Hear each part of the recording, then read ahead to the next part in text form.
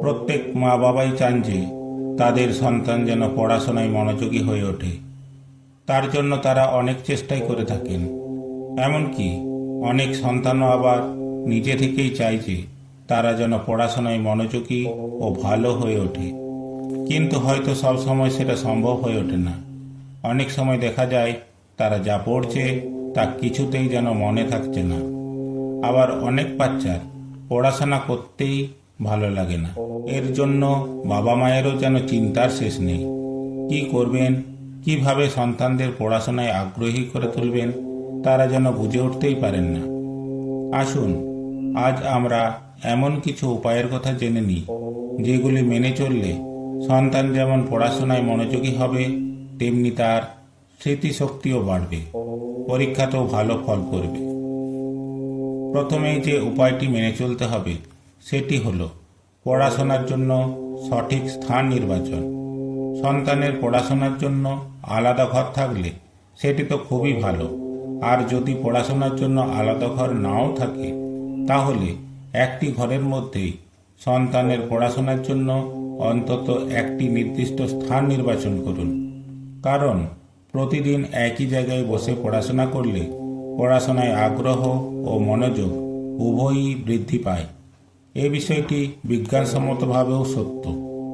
তবে সবার ঘরে বিছানায় বসে বা যেখানে বসে আপনারা বিশ্রাম বা গল্পগুজব করে থাকেন সেই সমস্ত জায়গায় কখনোই পড়তে বসা উচিত নয়।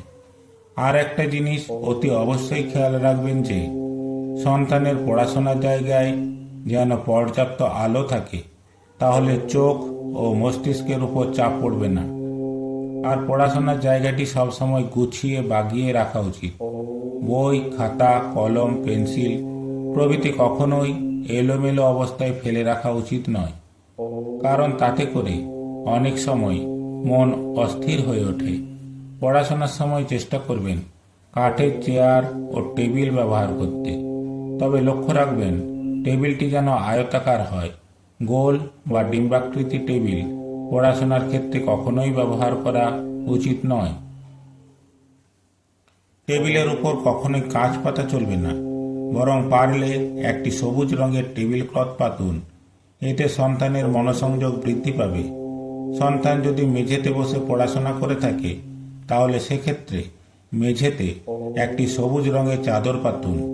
কারণ বাস্তুশাস্ত্র ও জ্যোতিষশাস্ত্র অনুযায়ী সবুজ রং আমাদের মনোসংযোগ বৃদ্ধিতে সাহায্য করে। আবার বৈজ্ঞানিকভাবে এটাও সত্য যে দিনের কিছুটা সময় সবুজ গাছপালার সান্নিধ্যে কাটালে আমাদের মন ভালো থাকে ও সতেজ থাকে। তাই দিনের অন্তত কিছুটা সময় আপনার সন্তানকে প্রকৃতির মাঝে সবুজ গাছপালার সান্নিধ্যে থাকতে দিন। এতে করে ওদের মন ভালো থাকবে ও পড়াশোনায় আগ্রহ বাড়বে। এরপর দ্বিতীয় যে জিনিসটি খেয়াল রাখবেন তা হলো পড়াশোনার সময় আপনার সন্তানের মুখ যেন সর্বদা পূর্ব দিকে অথবা উত্তর দিকে থাকে। কারণ শাস্ত্রমতে এই দুটি দিক শুভ। এই দুটি দিকে মুখ করে বসলে শিক্ষার্থীদের একাগ্রতা বৃদ্ধি পায়। এরপর তৃতীয় কাজটি হলো আপনার সন্তান যেদিকে মুখ করে পড়তে বসেছে সেই দিকে একটি পঞ্চমুখী হনুমানের ছবি বা কোনো ধ্যানমগ্ন ঋষির ছবি বা উদীয়মান সূর্যের ছবি রাখুন। এতে করে ওদের পড়াশোনায় মন বসবে। কিন্তু পড়ার ঘরে কখনোই কোনো হিংস্র জন্তু জানোয়ারের ছবি বা যুদ্ধের ছবি রাখবেন না। এতে আপনার সন্তানের পড়ার ক্ষতি হবে। চতুর্থ উপায়টি হলো আপনার সন্তানের বই ও খাতার মধ্যে একটি কচি অশ্বত্থ পাতা রাখুন। কারণ শাস্ত্রমতে পড়ার স্থানে কচি অশ্বত্থ পাতা থাকলে পড়াশোনায় আগ্রহ অনেকখানি বেড়ে যায়। পঞ্চম উপায়টি হলো লেখার সময় আপনার সন্তানকে কখনোই কালো কালি ব্যবহার করতে দেবেন না। কারণ কালো রং পড়ার ক্ষেত্রে ব্যাঘাত সৃষ্টি করে বলেই মনে করা হয়। ষষ্ঠ কাজটি হলো সন্তান যেন কোনো অবস্থাতেই খালি গায়ে পড়তে না বসে, সেদিকে খেয়াল রাখবেন। আর পড়তে বসার আগে যেন অবশ্যই মনে মনে ইষ্ট দেবদেবীকে স্মরণ করে তবেই পড়াশোনা শুরু করে। তবে দেখবেন সন্তান পড়াশোনায় সফল হবেই। সপ্তম কাজটি হলো আপনার সন্তানকে মোবাইল ফোন থেকে যতটা সম্ভব দূরে রাখুন ও নিজেরাও যতটা পারবেন কম ফোন ব্যবহার করুন, কারণ মোবাইল ফোন একাগ্রতা নষ্ট করে দেয়। অষ্টম উপায়টি হলো, আপনার সন্তান যে বিষয়টি পড়তে বেশি ভালোবাসে, অর্থাৎ যেটি ওর কাছে প্রিয় ও সহজ বলে মনে হয়, সেই বিষয়টি দিয়ে পড়া শুরু করতে বলুন। তারপর কঠিন বিষয়গুলি পড়তে বলুন।